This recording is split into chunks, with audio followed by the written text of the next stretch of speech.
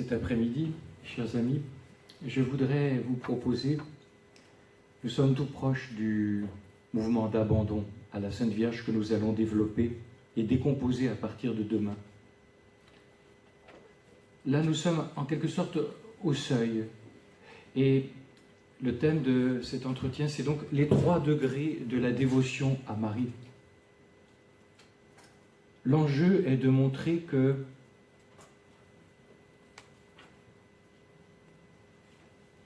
il y a plusieurs degrés. Et que ce n'est pas parce que je prie la Sainte Vierge, que je l'aime beaucoup, que je suis encore dans la dévotion enseignée par Grillon de Montfort. Il y a vraiment quelque chose de très particulier. Secret de Marie numéro 24. Il y a en effet plusieurs véritables dévotions à la très sainte Vierge, nous annonce-t-il. Il en envisage beaucoup. Il dit que même il y a des fausses. Fausse dévotion, c'est quand on met la Sainte Vierge à la place de Dieu. Il s'agit de la consécration à Dieu par Marie.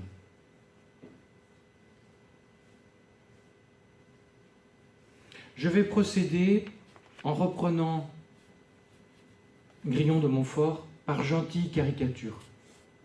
Si vous allez à la place du Tertre, à Paris, vous pouvez vous faire une caricature. Quelle est la particularité de la caricature? Elle exagère le trait. Mais en exagérant le trait, elle le souligne. Vous ferez les correctifs nécessaires aux propos que je vais dire. Quand je dis ça, caricature, c'est pas des moqueries, c'est pas du tout. C'est, voilà, on va souligner un petit peu exagérément pour nous montrer la particularité tout à fait unique de la vraie dévotion. C'est pas pour rien qu'il écrit « Traité de la vraie dévotion ». Et je vous demande enfin d'avoir bien à l'esprit ce qui a été dit à un moment ou à un autre, peut-être dans la première ou deuxième conférence. C'est que le mot dévotion, chez Grillon de Montfort, a une signification extrêmement noble, puissante. Il ne s'agit pas, comme je l'ai dit, même si à nouveau c'est caricatural dans mon expression, faire des dévotions. La dévotion de Saint Louis-Marie Grillon de Montfort est la signification donnée par saint Thomas d'Aquin. En gros, ça veut dire se livrer. Se livrer.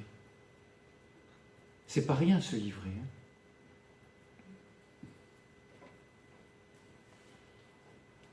Première dévotion. Le chrétien réglo. Hein, voilà le petit côté un peu caricatural de l'affaire.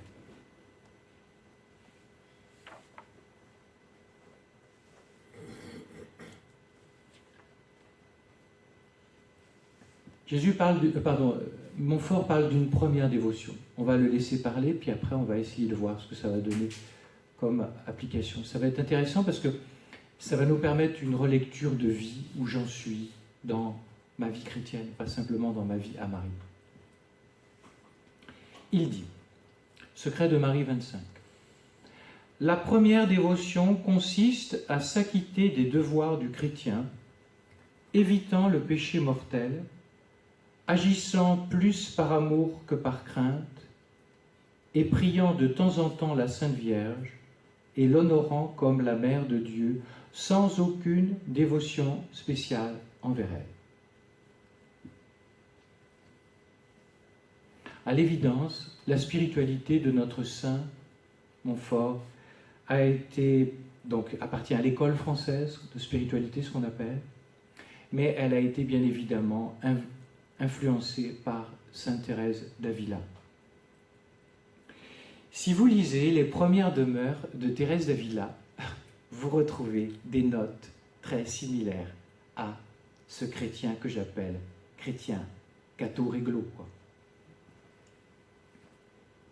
Thérèse d'Avila, vous trouverez ça dans le château intérieur, première demeure. Elle parle de ces âmes en les qualifiant ainsi. Elles sont toutes engagées qu'elles sont dans le monde, ces âmes ont pourtant de bons désirs. Elles se recommandent parfois de loin en loin à notre Seigneur, Elles considèrent ce qu'elles sont, bien que ce ne soit pas d'une manière très approfondie. De temps en temps, dans le mois, elles font des prières où elles apportent la pensée de 1000 affaires dont leur esprit est presque toujours occupé, car elles sont tellement attachées aux choses de ce monde que leur cœur s'en va là où est leur trésor. C'est une chose qui me marque dans ma propre famille, quand on rencontre des gens comme ça. Vous avez entendu ce qu'il a dit? Elles apportent la pensée de 1000 affaires dont leur esprit sont presque toujours occupés. Elles se complaisent dans les soucis. Il y a un petit peu de place pour Dieu, mais il y a beaucoup de place pour les soucis. Et beaucoup n'ont pas appris à lâcher leurs soucis. Ça leur est même inenvisageable. Nous pourrions être tentés de regarder ce portrait d'un peu haut et de n'y voir que le minimum chrétien.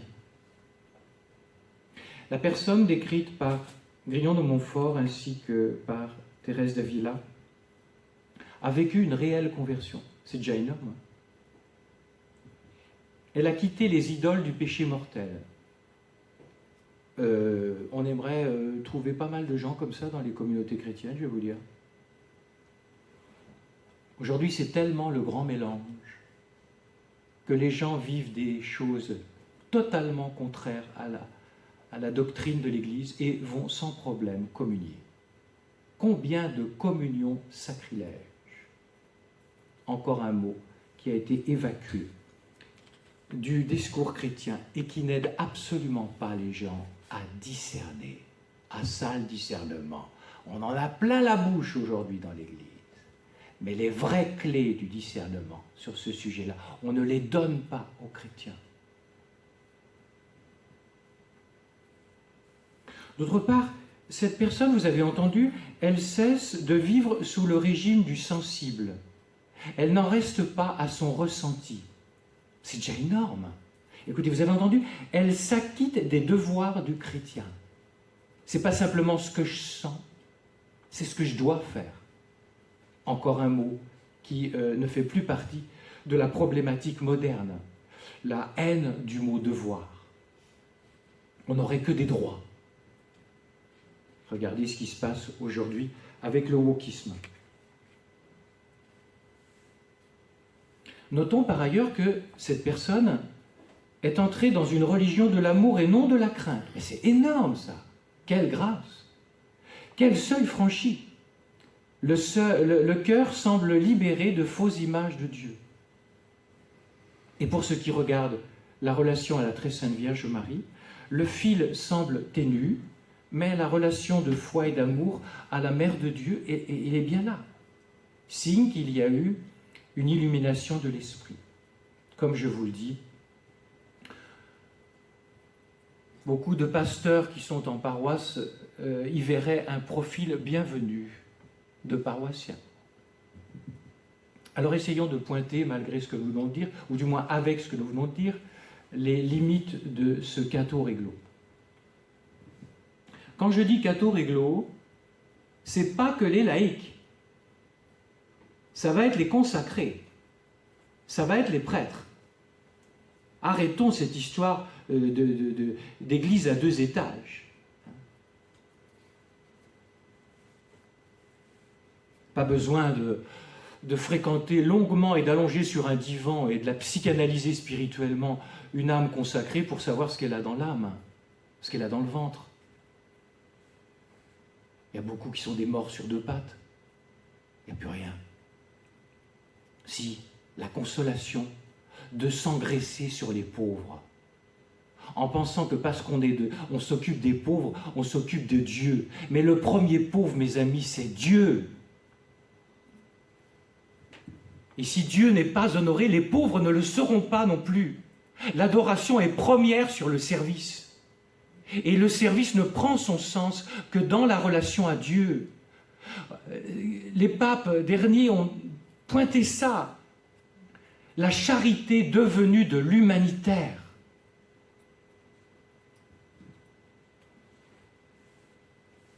Quelles sont les limites?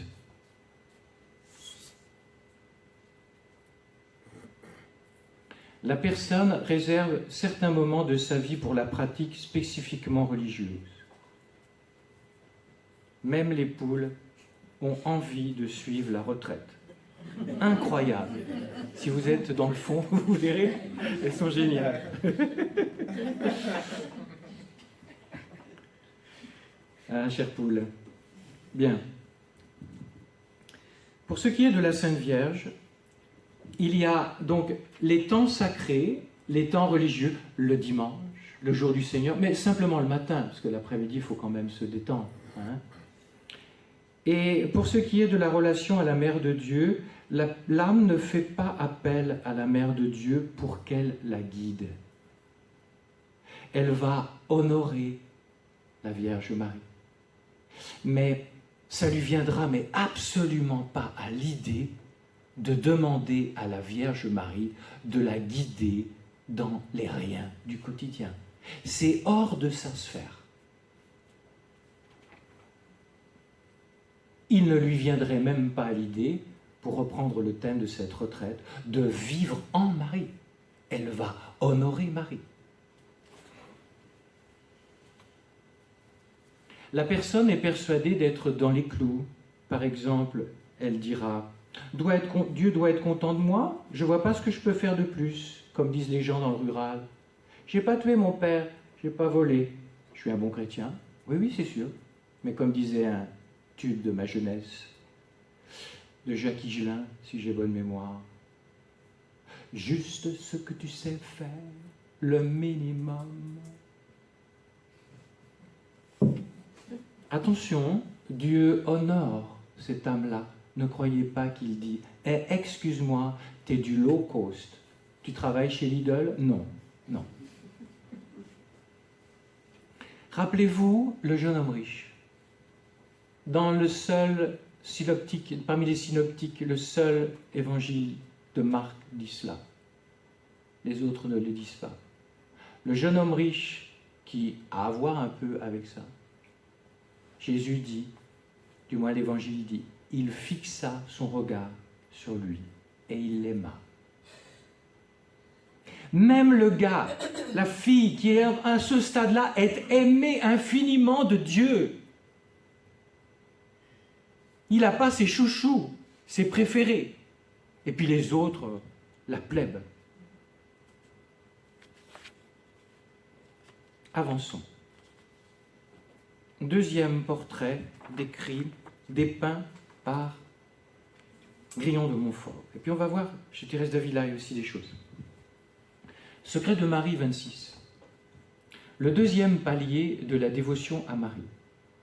La seconde dévotion, dit-il, consiste à avoir pour la Sainte Vierge des sentiments plus parfaits d'estime, d'amour, de confiance et de vénération. Cette âme se porte dans des confréries du Saint-Rosaire, des scapulaires, à réciter le chapelet et le Saint-Rosaire, à honorer ses images et ses autels, à publier ses louanges et à s'enrôler dans ses congrégations. Tout ce qui est mots, confrérie, congrégation, traduisez pour aujourd'hui, groupe de prière, groupe de partage, groupe de ceci, groupe de ça, groupe de vie spirituelle. Et là maintenant, faisons le parallèle avec Thérèse d'Avila. Nous sommes dans les troisièmes demeures. Elles ont un désir ardent, ces âmes-là, de ne point offenser sa majesté. Elles se tiennent même en garde contre les péchés véliels. Elles s'adonnent à la mortification. Elles ont leurs heures de recueillement. Elles emploient bien leur temps. Elles s'adonnent aux œuvres de charité envers le prochain. Essayons de voir de plus près, de souligner le trait entre le premier portrait et celui-ci. Avec cette deuxième étape, la personne entre davantage dans un cœur à cœur avec Dieu, avec la Sainte Vierge. Il y a une intimité beaucoup plus grande. Et la personne s'ouvre au don d'elle-même. Elle s'enrôle dans des congrégations. Comme on dit aujourd'hui, elle s'engage. Rappelez-vous Astérix, rengagez-vous qui disait. Elle élargit son expérience personnelle de Dieu à la communauté. C'est plus mon petit Jésus et moi, dans mon petit coin prière, c'est un nous, il y a une communauté. Il y a un véritable désir missionnaire qui émerge, puisque la personne ose publier publiquement les louanges de la Sainte Vierge. Alors essayons maintenant de relever ce qui fait les grandeurs et les limites du chrétien qu'on pourrait l'appeler deuxièmement, après le catho réglo, c'est le catho militant. Vous allez me dire, mais enfin il y a des limites là, il y a le problème, hein. Moi je voudrais bien être comme ça déjà. Ce genre de personne engagée est souvent objet d'adoration. Par exemple, si c'est un laïc, on dira de lui, moi j'ai entendu ça de nombreuses fois, je l'ai même dit peut-être, j'essaye d'épingler le langage populaire qu'on entend. Ah, vous savez, c'est vraiment un bon chrétien, notre voisin. Il donnerait sa chemise, et pour rien au monde, il raterait sa messe. Attention, c'est très beau. Pour un prêtre. Ah, vous savez, notre curé, il est tout donné aux gens et à sa mission. Oui, est-ce qu'il est donné à Dieu? C'est autre chose. Car la mission est gratifiante. C'est relationnel. Et ça, vous savez, c'est ce que dit Jésus à Sir Bridge McKenna, qui avait un don pour le sacerdoce. Il parle beaucoup de moi, mes prêtres, mais il ne me parle pas beaucoup à moi. Et surtout, il ne me laisse pas beaucoup leur parler.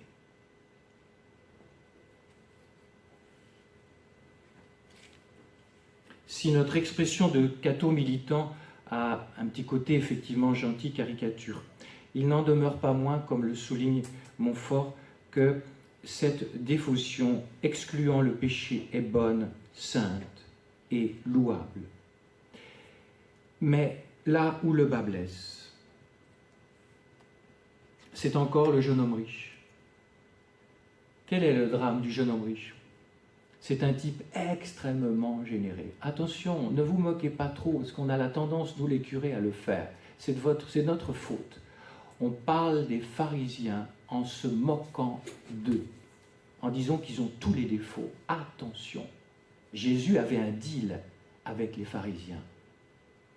Ce qu'il pointe, c'est les limites du pharisien, mais c'était des gens extrêmement fervents. Quel est donc le drame du jeune homme riche? Il vient vers Jésus, il est très généreux, il doit avoir une méga santé, c'est-à-dire qu'il est capable de faire des actes de vertu que tout le monde n'est pas capable de faire. Et il vient trouver le rabbi Jésus, il sait que celui-là est de Dieu, et il veut aller au paradis. Et il lui dit, Rabbi, tu pourrais pas me donner un commandement que moi, comme j'ai la santé, je vais le faire. Et jackpot, le ciel sera à moi parce que je vais observer, je vais être capable d'observer un commandement que la plèbe n'est pas capable de faire. Et Jésus lui donne-t-il un nouveau commandement hyper péchu que les autres ne peuvent pas faire? Non, il lui dit quoi? Suis-moi. Et le gars est tout perdu parce qu'il vient comme collectionneur de vertus. Et Jésus ne lui propose pas un plus dans l'ordre de la vertu, il lui propose un autrement. Arrête de tenir le volant, c'est moi qui vais le tenir de ta vie. Laisse-toi guider. Alors bien sûr, nous, avec notre lecture un peu marxisante qui demeure encore, on dit « Ah ouais, c'est parce qu'il a été bourré de pognon ». Non. Il y a plusieurs richesses. On peut être riche de ses vertus, de ses capacités. Jésus lui demande de se laisser guider par un autre. Et comme c'est un gars qui maîtrise tout, qui organise tout dans sa vie spirituelle, ah non, c'est pas possible ce que tu me demandes là. Et il s'en va. Et il s'en alla tout triste. Si vous me permettez une image très simple qui me rappelle mon enfance et ma jeune prêtrise. Quand on est jeune prêtre, on fait des camps pour la jeunesse. Et il y a des veillées de détente. Et les jeunes, ils organisent des jeux. Puis bien sûr, le jeune aumônier qu'ils aiment bien généralement, quoi. Donc il doit rentrer dans le jeu et puis il doit subir. Ça vous fait sourire, Père Gérard, ça vous rappelle peut-être des choses. Et donc, ils vous font jouer par exemple à Colin Maillard. La vie dans l'esprit et en Marie a un côté Colin Maillard. De quoi s'agit-il? On vous bande les yeux. Je me rappelle s'éveiller. Et puis, il y en a 2 ou 3 qui sont là. Puis tous les autres sont autour. Puis ils rient, bien sûr, parce qu'ils veulent faire un coup au jeune prêtre. Et donc, il s'agit d'atteindre telle distance. Il y a plein d'obstacles. Vous avez les yeux bandés. Et ils vous disent, mon père, un pied à droite, 2 pieds devant, 2 pieds derrière, etc., etc. Puis bien sûr, il y a des bassines avec de l'eau. Hein, et puis ils vous disent un pied en arrière. Puis en fait, c'est pour que vous tombiez dans le... Voilà. Bon, puis une fois que c'est réussi, c'est réussi. Plus sérieusement, le jeune homme riche ne supporte pas d'avoir les yeux bandés et ne supporte pas qu'un autre le guide et le mène. Et notre ami Saint-Pierre, c'est ce qui lui est arrivé. J'irai partout où tu iras. Hein? Un autre te mettra ta ceinture. Tu seras emmené là où tu ne veux pas aller.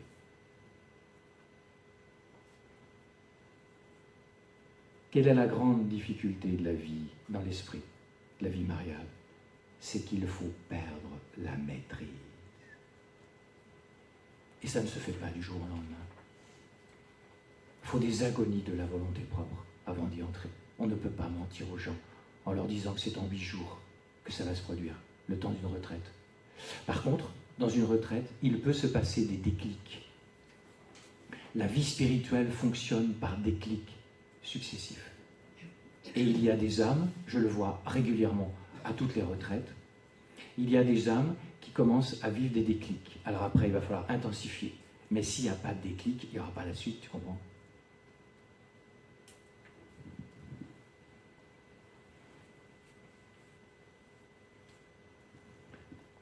Alors vous avez énormément de toutes les vocations qui sont cramponnées au volant. Moi, il m'a mis par terre pour m'arracher le volant. Vous m'entendez? Par terre. La conversion vécue 15 ans après avoir été ordonné, alors que je faisais 2 heures d'oraison par jour. Donc ce n'est pas parce qu'on fait de la piété qu'on s'est laissé prendre. Vous savez ce que dit le Père Marie-Eugène de l'Enfant Jésus? Il dit, l'important, les amis, ce n'est pas les charismes, ce n'est pas les qualités que vous avez. L'important, c'est de se laisser prendre par l'Esprit. Et c'est très difficile de se laisser prendre. Ah, on est les rois pour pouvoir prendre Dieu, mais se laisser prendre par lui. Le problème est le suivant, c'est que tant que tu n'as pas expérimenté te laisser prendre par Dieu, tu ne sauras pas ce que c'est le vrai bonheur de la vie spirituelle. Tu auras des petits bonheurs de prise unique. Mais le vrai, les grands bonheurs viennent quand on ne s'appartient plus dans la vocation qui est la nôtre. Mais mes amis laïcs, je ne vous demande pas de rentrer au monastère, de quitter votre épouse, comme s'il fallait quitter la vocation qui est la vôtre pour trouver la vie dans l'esprit. Elle est livrée avec le baptême. Et moi, la grâce qu'il m'a donnée, c'est de rencontrer ce petit bout de bonne femme qui était épouse. Bon, elle a été abandonnée par son mari, comme elle a été abandonnée par ses parents d'ailleurs. Et elle a été mère et grand-mère. Et là, j'ai touché du doigt que ces histoires comme quoi la vie dans l'esprit, il n'y a que les curés, les bonnes sœurs, comme les gens le disent, c'est vrai. Non, c'est faux. Et j'ai trouvé chez cette âme laïque au cœur du monde quelque chose de plus fort que j'ai trouvé chez tous les consacrés que j'avais rencontrés jusqu'alors. Donc arrêtons, démocratisons cette histoire-là. Les laïcs, vous n'avez pas le droit à la portion congrue. Vous pouvez même être avancé plus que les religieux si vous prenez très au sérieux votre baptême. Et nous, les consacrés, c'est un devoir pour nous. Nous sommes payés pour ça. Pardonnez-moi l'expression, vous voyez bien ce que je veux dire. Nous sommes payés par Dieu, nous aurons des comptes à rendre sur notre manière de nous laisser prendre. Oh, si vous saviez la joie, quand je vais prêcher chez des religieuses ou des religieux, et que j'en vois qui commencent, voilà, des déclics. Tout d'un coup, il y en a un qui se laisse prendre. Ça commence par derrière. Oh, les joies parce qu'on participe à la joie que Dieu ressent. Vous comprenez ça? Qu'est-ce qu'il dit Jésus quand quelqu'un se laisse prendre? Il dit, enfin, enfin, je vais pouvoir me donner. Alors lui, je peux vous dire qu'il pointe au chômage. Il aimerait bien bosser chez nous, dans nos âmes. C'est nous qui le mettons au chômage. Je résume. Je vais y venir maintenant parce qu'on est au seuil de la troisième dévotion. La première dévotion, c'était un plus dans l'ordre de la vertu. La seconde dévotion, c'est un méga plus dans l'ordre de la vertu, de la générosité, de la prière, du service des autres, du service des pauvres, tout ce que vous voulez. Ce n'est pas encore la vraie dévotion. Car la vraie dévotion, qu'est-ce qui la caractérise? Un autrement.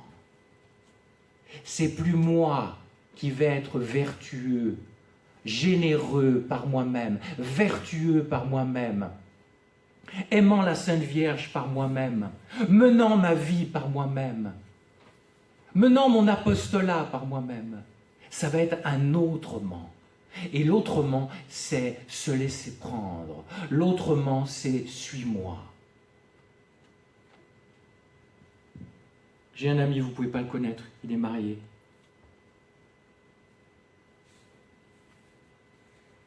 Il a été éleveur de chevaux de course.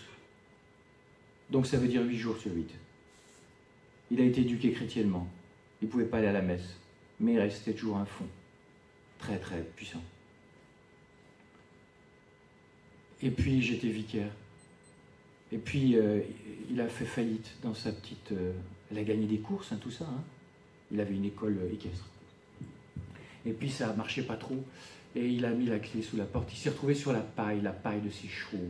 J'étais au même de donner de pognon pour manger à certains moments. Quelle humiliation pour un type comme ça. Il me téléphonait, juste avec sa femme, avant. Je sais plus, il a dû dire quelque chose que j'ai écrit sur la Providence. Il me dit, c'est fou Joël, je relis tout ce que j'ai vécu. Voilà. Et ce type-là, quelle ascension. Je voudrais rencontrer ça chez les consacrés. Et maintenant, il bénit l'humiliation suprême du chômage, de se retrouver à la paille, parce qu'il me dit, si je n'avais pas connu ça, j'aurais connu le même mode de fonctionnement intérieur, c'est-à-dire je gère, je manage, je maîtrise. Il est transformé. Il connaît une joie extrêmement profonde. Il a retrouvé du boulot après. Puis il vit une retraite formidable, mais surtout, la vie intérieure est complètement changée. Moi, quand je l'entends, je ressens de l'admiration. J'admire. Qu'est-ce que j'admire? Sa vertu? Non, le fait qu'il se soit laissé prendre. Et qu'il se laisse prendre au quotidien.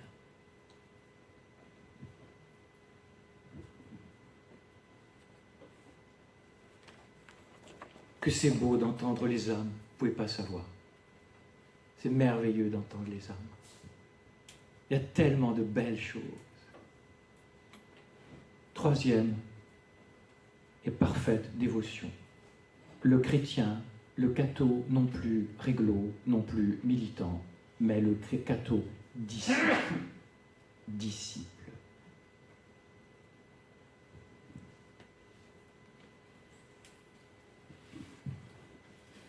Secret de Marie 27-28. Ils sont vraiment trop mignons.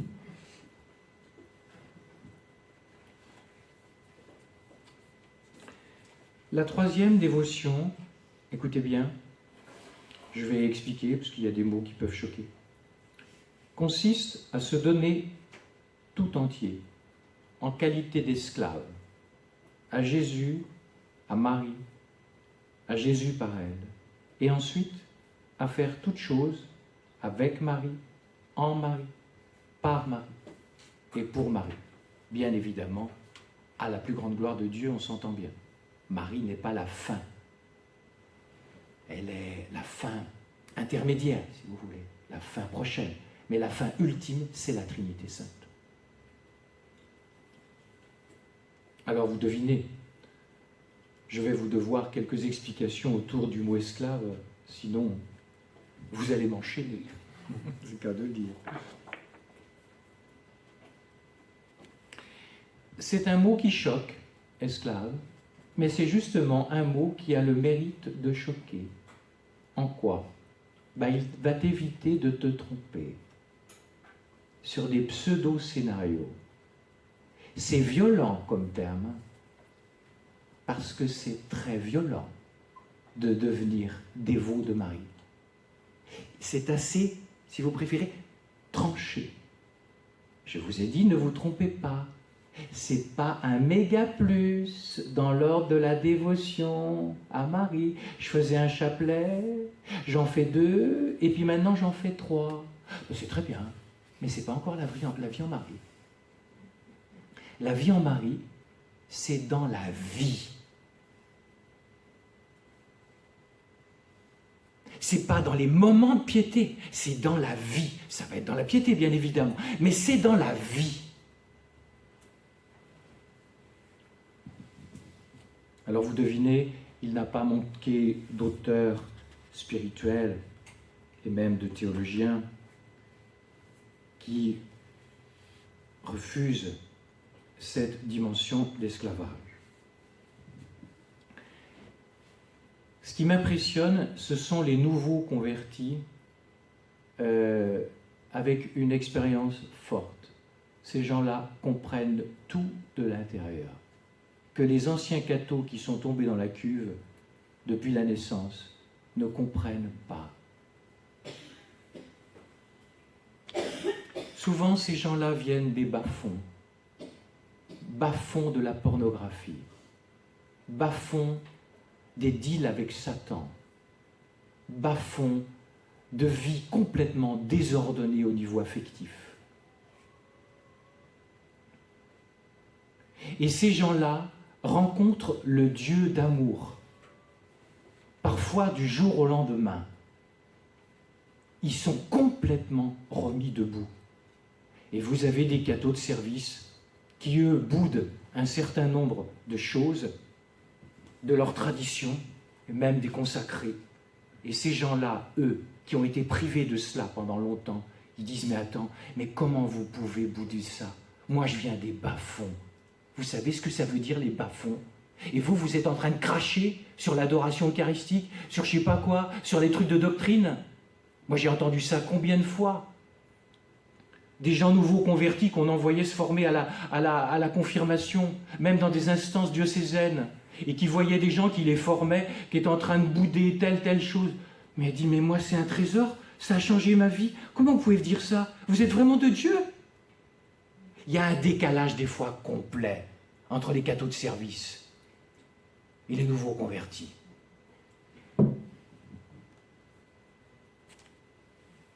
On ne les accueille pas. On les accueille à travers les prismes de nos précompréhensions et de nos jugements.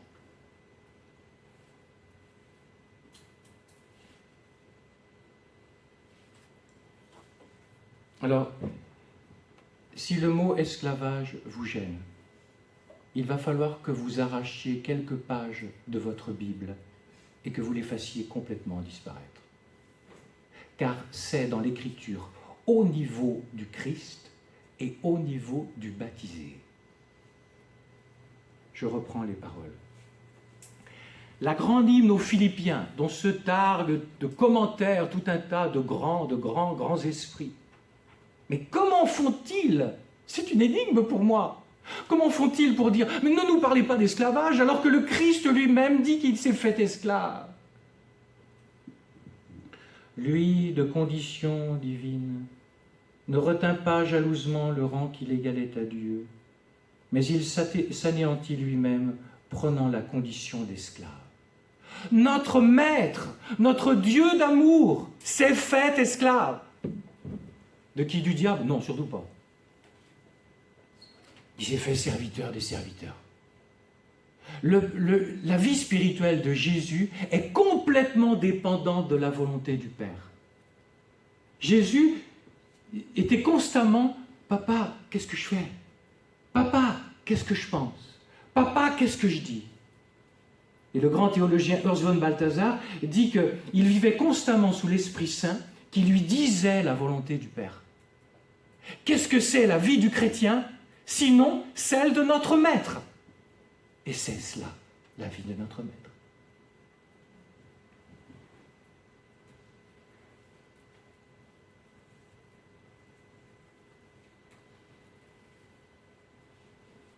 Mais alors vous allez me dire, mais il est maso? Non, il est amoureux. Il est amoureux de son Père. Jean 15, 13 est la clé de l'esclavage vécu par Jésus à son Père. Nul n'a de plus grand amour que de donner sa vie pour ses amis. Quelque part, Jésus s'est fait notre esclave. Il s'est laissé, lui l'innocent, crucifié pour que tu sois rendu libre. Il a pris la prison du péché du monde pour nous donner la clé, pour que nous en sortions. En retour, est-ce que nous sommes appelés esclaves? Est-ce que c'est présent ce mot dans l'Évangile? Oui. Il est dit dans Romains 6, 22. Libérés du péché, vous êtes devenus les esclaves de Dieu. Comment faire de la théologie alors que la base c'est l'écriture et que dans l'écriture c'est marqué cela? Comment?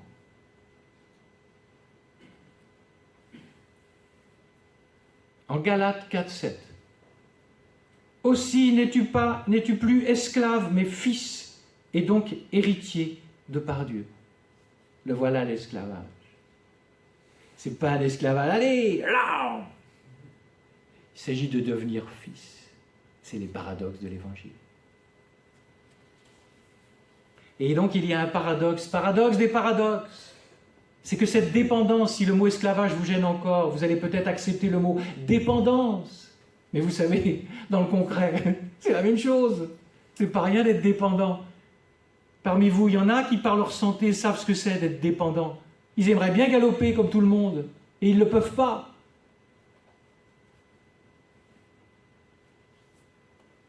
Heureuse et mille fois heureuse est l'âme libérale qui se consacre à Jésus par Marie en qualité d'esclave d'amour. Voilà le paradoxe. Grignon nous dit que tu vas découvrir le vrai bonheur en devenant esclave de Marie. Mais si tu n'as pas les clés, ça te rebutera. Quelle est la clé? Tout est dans l'Évangile. Il est dit, celui qui ne veut pas perdre sa vie, la trouvera pas. Mettez derrière, il ne trouvera pas le vrai bonheur. Celui qui perd sa vie, trouve Jésus. Jésus, l'autre nom de Jésus, c'est bonheur. Car nous avons un Dieu de joie, d'infiniment joie. C'est curieux. Il faut donc mourir à sa volonté propre pour naître au vrai et suprême bonheur. Voilà, car il est le vrai bonheur. Et Jean-Paul II a une explication. Dans N'ayez pas peur, toujours ce dialogue avec André Frossard, il attaque carrément l'histoire de esclaves. Et il a un petit couplet là-dessus. Ça va peut-être faire notre synthèse et peut-être nous donner, de nous apprivoiser pour une bonne fois avec ce mot-là, à partir du moment où on l'a défini. Il ne s'agit pas de devenir une carpette, il s'agit de devenir libre, il ne s'agit pas de devenir malheureux, il s'agit de devenir heureux. Comment? En laissant Dieu être Dieu, le guide et le maître de ma vie.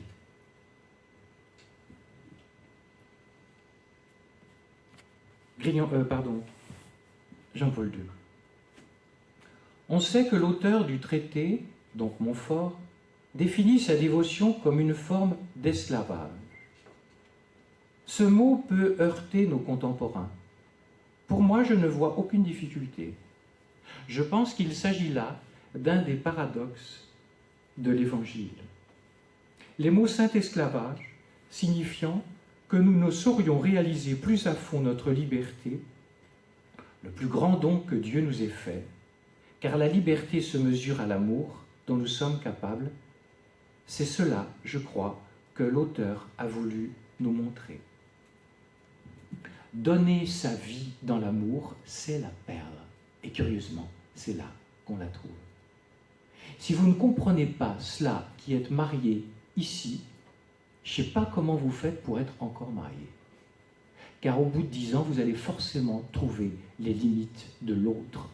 Et c'est là que vous allez commencer à aimer véritablement. Quand vous touchez du doigt les limites de l'autre. Et vous le découvrez qu'il est autre. Il y a un très très beau de Bismarck, mot de Bismarck. Excuse-moi, c'est pas du genre père de l'Église, que je sache. Hein. C'était d'autant où on se disait vous dans les couples. Il écrit à sa jeune épouse, je vais essayer de le dire de mémoire. Et ça, les couples. C'est marrant, ça vient d'un nom catho.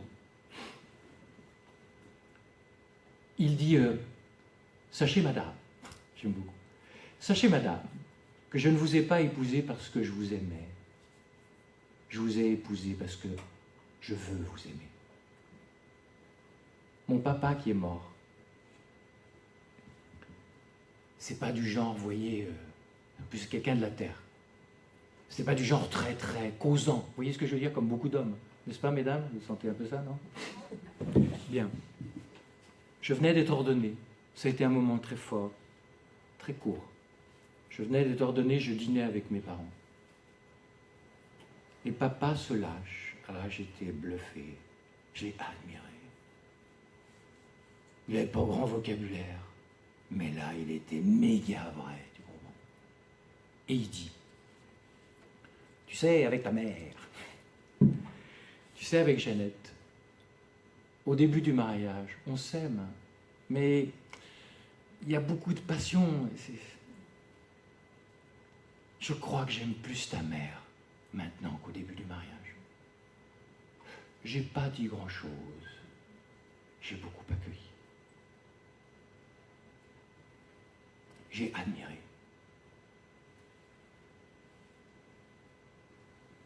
Résumons tout.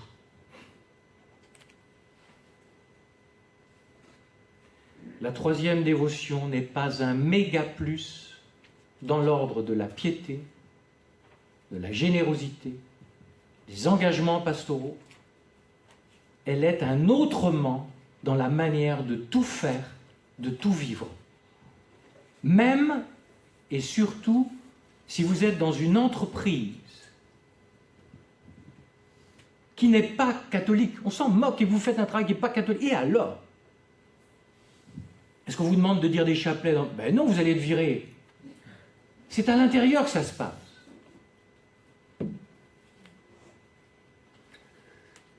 Vous allez me dire, mais vous ne savez pas. Moi, j'ai bossé en entreprise.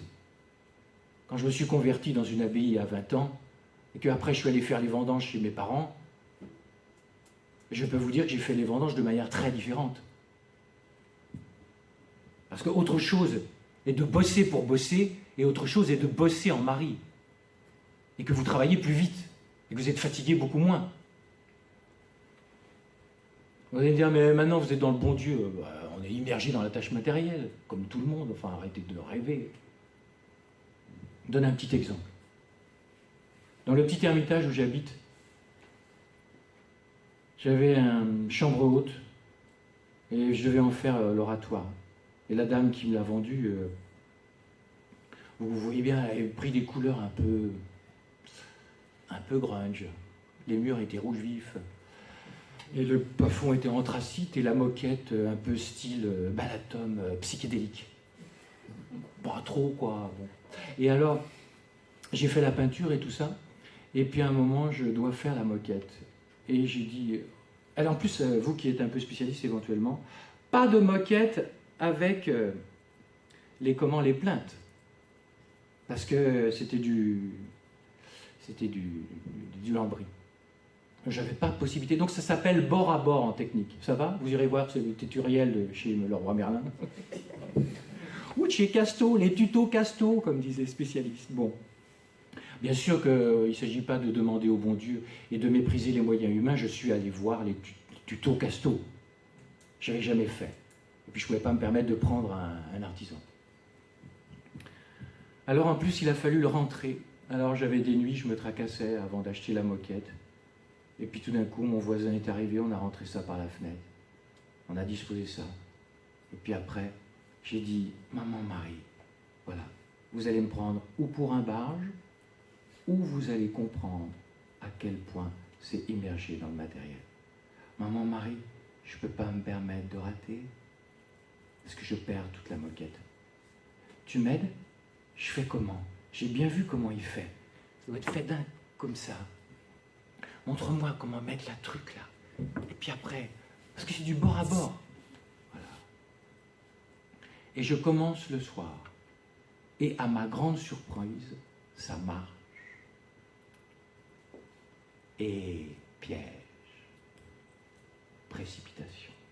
On a envie de tout faire. J'avais promis avant, maman Marie, je fais qu'un côté, je te fais confiance, et pour te faire totalement confiance, je ferai le reste demain pour ne pas être gourmand. Et j'ai été gourmand, voyant que ça marchait si bien. Et à un moment, ça a ripé. Et donc j'ai coupé et il manquait un bout de moquette. Alors j'ai dit, j'ai compris Marie, j'arrête. Et tu m'aideras même demain à rattraper le truc, je ne sais pas comment faire. Mais j'arrête, je t'avais promis. Je suis parti. Si un jour vous passez dans mon oratoire, vous n'y passerez pas parce que je ne reçois personne. Je vis comme un ours. Et oui, il faut vivre sans les gens. Il faut vivre sans les gens si vous voulez vivre de Dieu. Sinon, vous êtes sans arrêt dans une situation de sauveur. Il faut qu'un prêtre puisse exister sans personne, sans cours, sans personne qui lui fasse comprendre qu'elles ont besoin de lui. Il faut que le prêtre expérimente qu'il a besoin de Dieu. En tout cas, ça s'est vraiment bien passé. J'ai tout fait. Alors vous allez me dire, mais invoquer Marie pour de la moquette? Ben ouais, quand on ne sait pas. Mais il faut être un peu gamin. Ou plus exactement, il faut être un peu enfant. Est-ce que vous comprenez pourquoi c'est difficile la vie dans l'esprit? Parce qu'il faut se laisser faire par quelqu'un, et en plus il faut un esprit d'enfant. Vous m'auriez demandé d'invoquer, il y a plusieurs années, la Vierge Marie pour faire des travaux manuels, je vous aurais dit, tu vas bien? Et à travers ce petit exemple, vous avez un test pour savoir si vous êtes enfant. Si vous dites, le Père Joël est gentil, parfait. Mais vous n'y êtes pas. Il faut devenir enfant.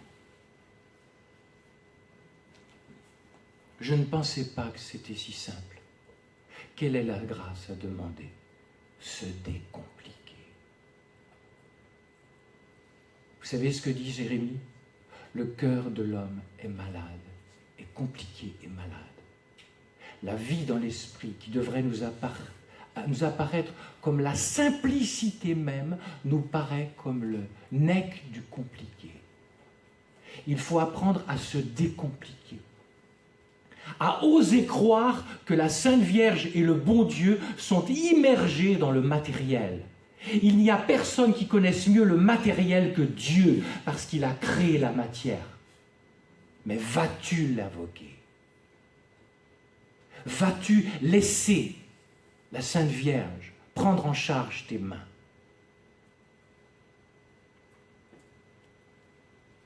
Je termine pour vous montrer une petite illustration chez Marguerite Marie, à la coque, voyante de Paray-le-Monial. Papa est mort. Ils sont accueillis par de la famille, qui est une véritable matrone, Cosette. Vous voyez ce que je veux dire? C'était Cosette, quoi. Et sa mère est humiliée. Ils n'ont aucun pognon. Et comme il n'y a pas de la bonne nourriture, sa maman, à Marguerite Marie, fait une infection de la joue, mais terrible. ici. C'est un abcès purulent, infect. Toute la joue tombe en lambeaux. Enfin, le truc, je ne suis pas capable de faire. Marguerite Marie écrit cela dans son autobiographie. Je n'avais pas d'autre providence, je n'avais pas d'autre médicament que le recours à la providence. Moi qui n'avais jamais soigné, en plus ma maman, et ça sentait, mais ça puait. Je lui ai dit, je ne sais pas faire. Guide mes mains, Sacré-Cœur, guide mes mains pour faire ce qu'il faut. Elle avait vu le médecin, et le médecin avait dit, c'est irrécupérable. Elle dit, chaque jour, je coupais des lambeaux de chair pourrie. Et à notre étonnement, maman fut guérie en très peu de temps. Le médecin repasse par là, dit incompréhensible. Quelle est la grâce de Marguerite Marie? Elle a été à Naouim, pauvre de Yahvé, et elle a dit, j'y arriverai jamais, au secours. Puis elle a impliqué, mais croire qu'il peut guider mes mains, vas-y, mais il faut être enfant. La plus grande grâce à demander, si vous me permettez, c'est de demander que Jésus et Marie jouent à Kolamaya avec vous, mais que vous acceptiez qu'ils vous mettent le bandeau sur les yeux et qu'elles vous disent un pas à droite, un pas en arrière. Et il faudra obéir. En tout cas, les amis, moi je suis peu avancé dans cette voie-là, mais le peu que je vois, je n'ai plus, je veux plus avoir le volant. Je n'ai plus le volant. Et là, la vraie vie commence. Mais que c'est dur de perdre le volant. C'est l'évangile de ce soir. Pierre qui marche sur l'eau. Que c'est dur de marcher sur l'eau. Quand on t'a appris à l'école, vous savez, marcher sur l'eau, eh bien on coule. Puis vous avez un type qui vous dit, avance, marche sur l'eau. Si c'est bien toi, avance sur l'eau. Que c'est dur d'être, et surtout de devenir